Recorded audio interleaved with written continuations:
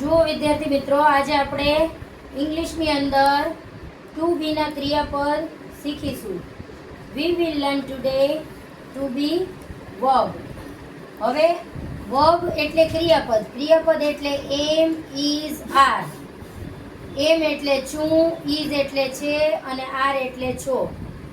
છું, છે, છા જે કહેવાય એ વર્તમાન કાળના ક્રિયાપદ કહેવાય. વર્તમાન કાળ એટલે ચાલુ ક્રિયા, બરોબર. જે અત્યારનો કાળ છે એ વર્તમાન કાળ કહેવાય. જે થઈ ગયેલું છે એ ભૂતકાળ કહેવાય. તો એના માટે આપણે વોઝ વેરનું ક્રિયાપદ વાપરશું.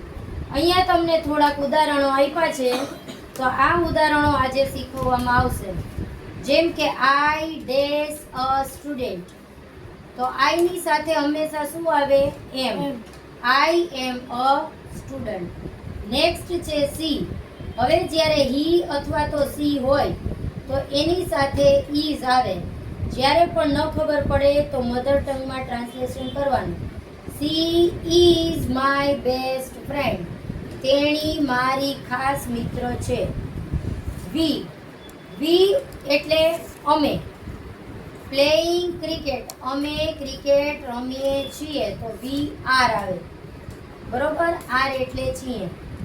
વી આર પ્લેઇંગ ક્રિકેટ. પછી આવે છે ધે. ધે એટલે તેઓ. They are in the garden. અહીંયા જોજો, ધેની સાથે શું આવશે? આર. કારણ કે જ્યાં બહુવચન હોય ને ત્યાં આર આવે. વી અને ધે છે એ બહુવચન છે, જ્યારે હી, સી અને ઈટ છે એ એક વચન માટે વપરાતા શબ્દ છે. તો જ્યારે એક વચન હોય ત્યારે ઇઝ આવે.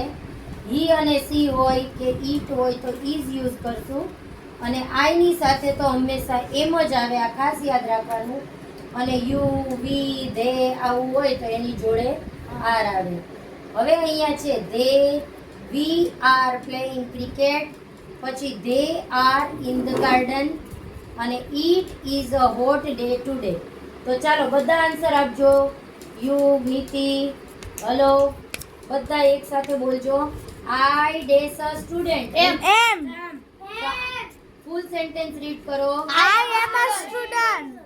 સંભળાતું નથી, વ્યવસ્થિત બોલો. I am a student. She is my best friend. She is my best friend. પછી we Are playing cricket. We are playing cricket. they are They are in the garden. they are in The the garden. garden. સરખું દેખાય છે? Yes. It It is a hot day today. It is a hot day today. It is a hot day today. જો અહીંયા today આપ્યું છે ને હા. એટલે ઈટ ની સાથે ઈઝ આવે. પણ યસ્ટરડે પૂછ્યું હોય તો it was a hot day yesterday, કે ગઈકાલે એ ગરમ દિવસ હતો. હવે નેક્સ્ટ છે વોઝ અને વેર. તો એમાં આઈ ની સાથે હંમેશા શું આવશે?